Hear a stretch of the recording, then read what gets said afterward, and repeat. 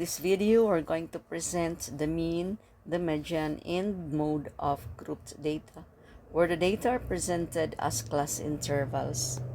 So we have here how to find the mean, and the formula is bar x is equal to the summation of f index of m divided by n.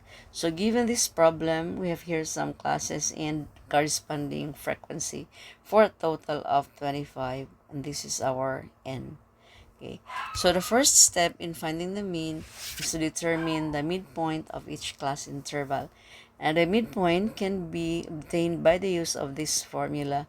So we have xm is equal to ll plus ul divided by 2. So for the first row, we have 50 plus 54 divided by 2 is equal to 52. For the second row, we can have 55 plus 59 divided by 2, which is equal to 57 here. Okay, so you can continue until we reach the last row. However, there is an alternative way of doing this, and that is by adding the class width to each of these numbers. So how do you get the class width? C. The class width is simply the difference between any two consecutive lower limits or any two consecutive upper limits. So their difference would be our class width. So we have here 55 minus 50 is equal to 5, or 69 minus 64 is equal to 5. So we can add 5 to 57 to give us 62, and then plus 5 we have 67, plus another 5 we have 72. Okay, so presenting this in table form, we have here now the frequency, the midpoint, and then the frequency times the midpoint. So we simply multiply the contents of column 2 to column 3. So 3 times 52 is 156. 7 times 57 is 399. 9 times 62 is 558. 5 times 67 is 335. 1 times 72 is 72, giving us the sum of 1,520. Now we are going to substitute this in the formula. So we have the mean is equal to 1,520 divided by 25, or 60.8, or 61. So our mean is 61. Okay, so now we proceed to finding the median.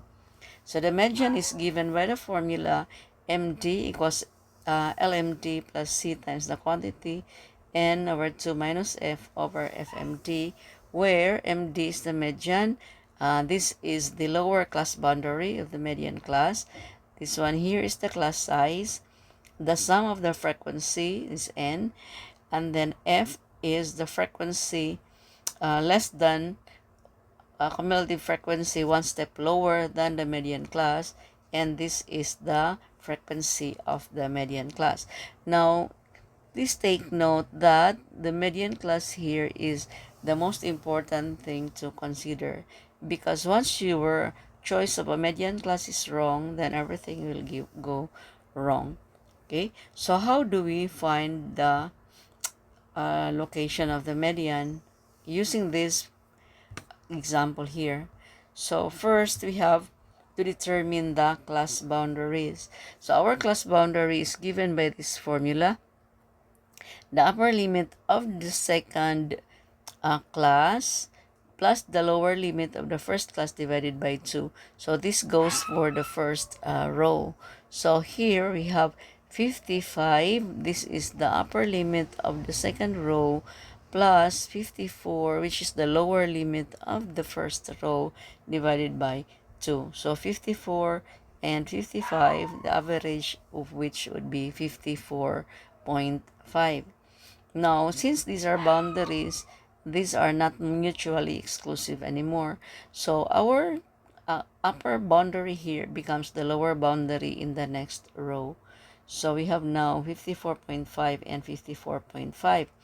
So 59.5 is taken from the average of 60 and 59. So we have 59.5. 64.5 is the average of 64 and 65. 69.5, the average of 69 and 70.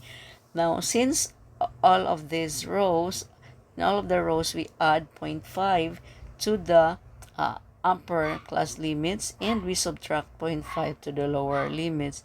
So, to be consistent, we simply add 0.5 to the last upper boundary, giving us 74.5, and we subtract 0.5 from the lower class limit to give us the lower most boundary. Okay, so after having your class boundaries, it's now time to solve for the less than cumulative frequency. So the less than cumulative frequency starts with the frequency here, which we simply copy.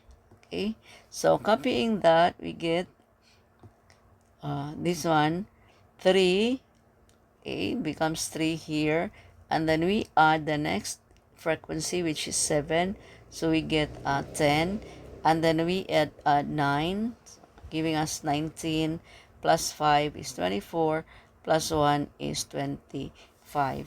Now make sure that this number match this number.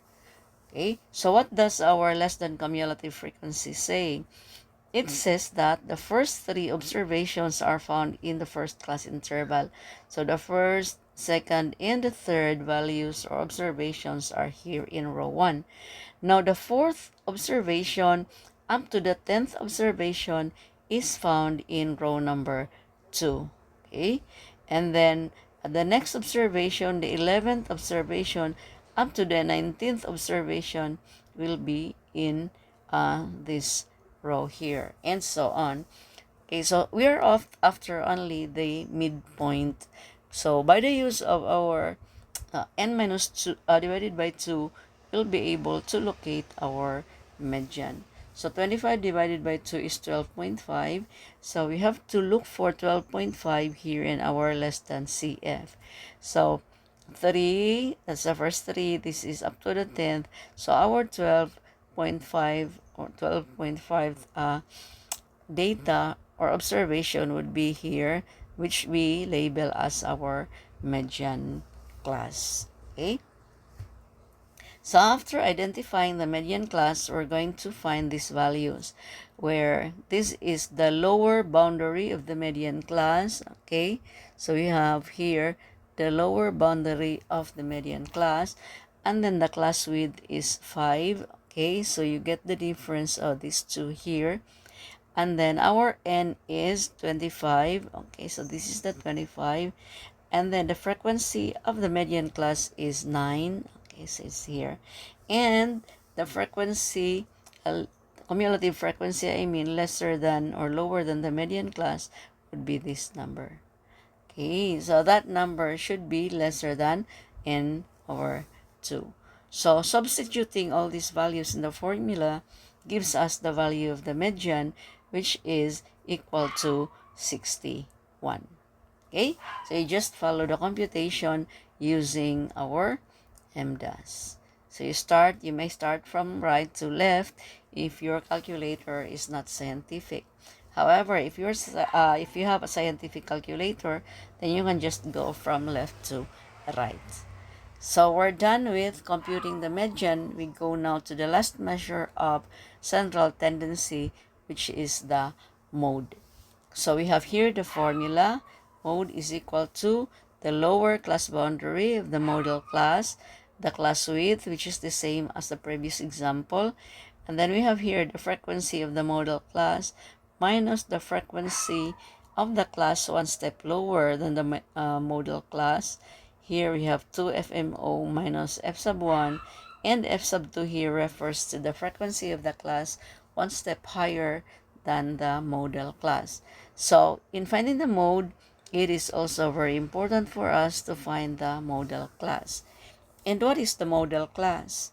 So the model class would be the class with the highest frequency.